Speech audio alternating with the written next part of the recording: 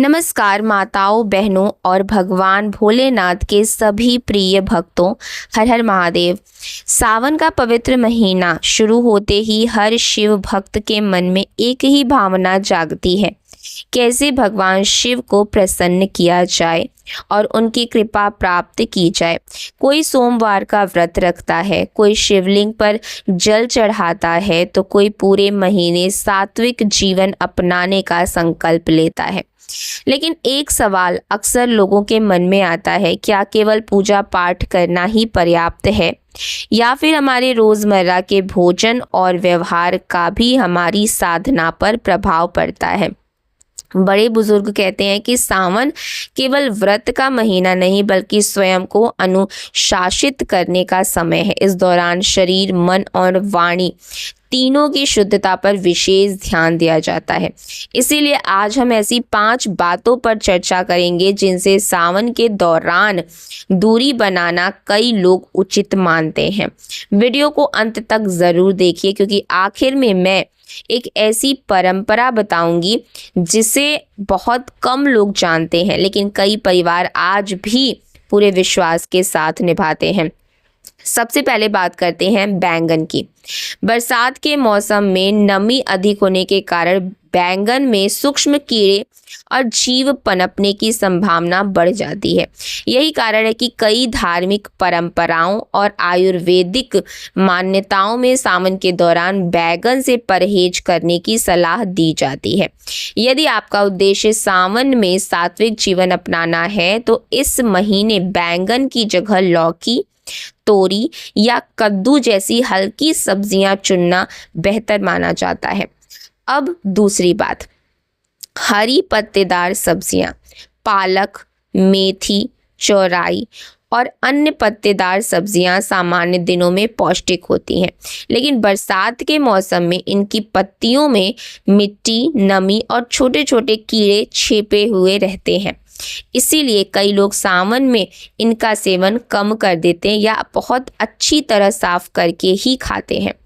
अब तीसरी बात, लहसुन और प्याज।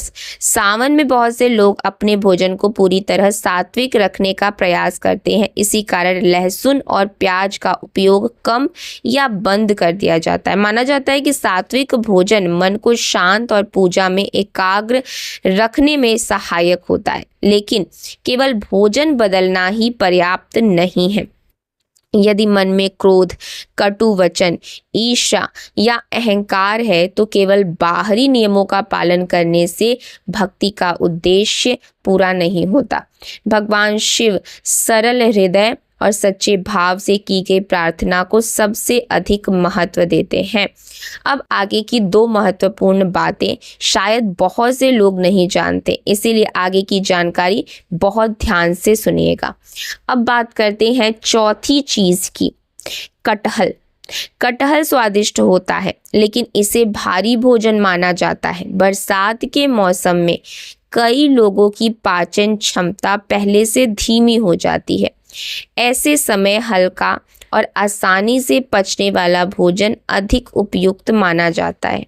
इसीलिए कई परिवार सावन में कटहल की जगह लौकी, परवल, कद्दू या तोरी जैसी सब्जियों को प्राथमिकता देते हैं। अब 5वीं और सबसे महत्वपूर्ण बात, अत्यधिक तला भुना और बाहर का भोजन।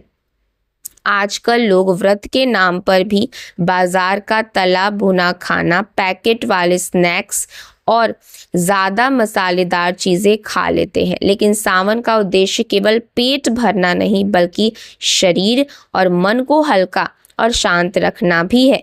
यदि आप वास्तव में इस महीने में अनुशासित जीवन अपनाना चाहते हैं, तो घर का ताज़ा, सादा और सात्विक भोजन सबसे अच्छा विकल्प हो सकता है।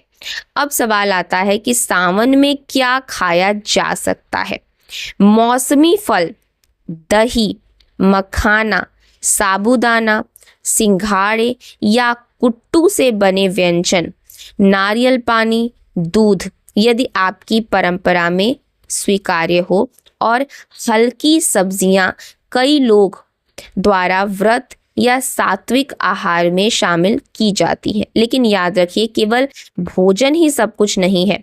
सावन के दौरान यदि आप प्रतिदिन कुछ मिनट ओम नमः शिवाय मंत्र का जाप करें, सुबह स्नान के बाद श्रद्धा से शिवलिंग पर स्वच्छ जल अर्पित करें और अपने व्यवहार में विनम्रता रखें, तो यही सबसे बड़ी साधना मानी जाती है। एक और बात जो बड़े बुजुर्ग हमेशा कहते हैं, यदि आपके घर के आसपास कोई ज़रूरतमंद व्यक्ति मिले तो यथाशक्ति उसकी सहायता करें। किसी को अपमानित करने की बजाय सम्मान देना भी भगवान शिव की भक्ति का एक सुंदर रूप माना जाता है।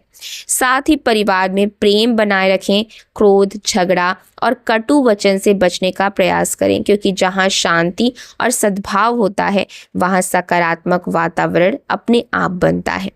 अंत में एक सुंदर परंपरा, कई परिवार पूजा के समय एक पात्र में स्वच्छ जल रखते हैं। पूजा समाप्त होने के बाद उसी जल का उपयोग घर में हल्का छिड़काव करने या पौधों में अर्पित करने की परंपरा निभाई जाती है।